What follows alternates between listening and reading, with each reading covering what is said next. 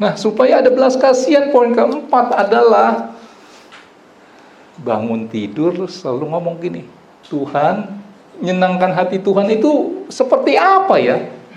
Tuh ada niatan seperti itu tuh. Wah, luar biasa deh. Ya, berusaha untuk menyenangkan hati Tuhan.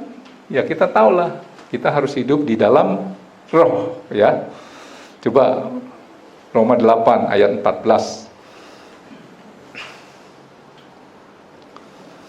Ada belas kasihan. Maaf nih, ini contoh ya, saudara harus jujur. Anak kita yang sakit sama anaknya, misalnya ya, yang sekarang Franklin kan lagi sakit. Franklin punya anak, si Ben tuh sakit. Terus anak kita sakit.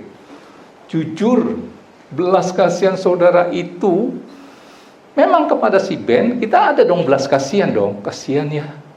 Nah, anak kita juga nih sakit yang sama. Pertanyaan saya, belas kasihannya ya dalam diri saudara kepada anak sendiri apa anak orang lain? Jawab yang jujur. Pak Idaman, Immanuel sakit, Ben kan sakit, kan ada belas kasihan tetap sama si Ben. Tapi belas kasihan itu lebih ada kepada si Immanuel apa si Ben? Kita jawab jujur aja.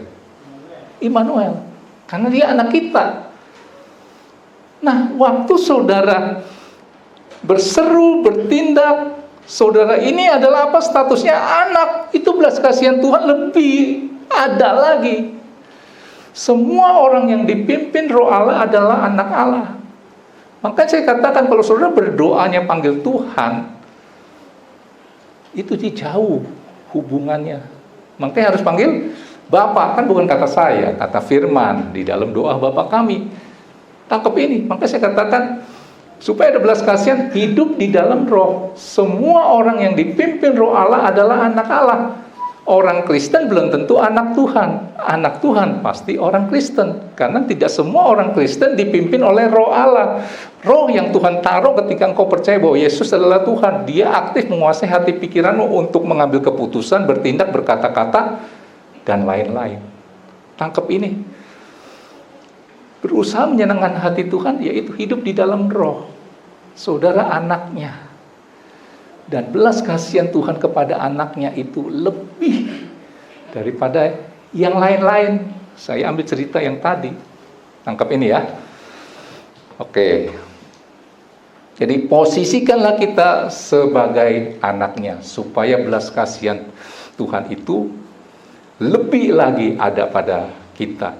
Makanya dalam saya bermazmur, berdoa, saya nggak pernah ucapkan kata-kata begini.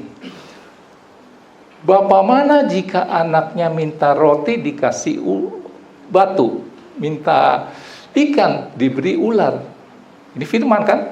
Engkau yang jahat saja tahu memberi yang terbaik buat anak-anaknya, apalagi Bapakku yang di surga, dia akan memberi yang terbaik. Itu saya ucapkan. Saya mau memberi satu image, bayangan bahwa Tuhan kita itu seperti itu, seperti kita Bapak yang jahat. Gak mungkin kita kasih batu kalau anak kita minta roti. Tangkap ya? Oke. Pemain musik boleh?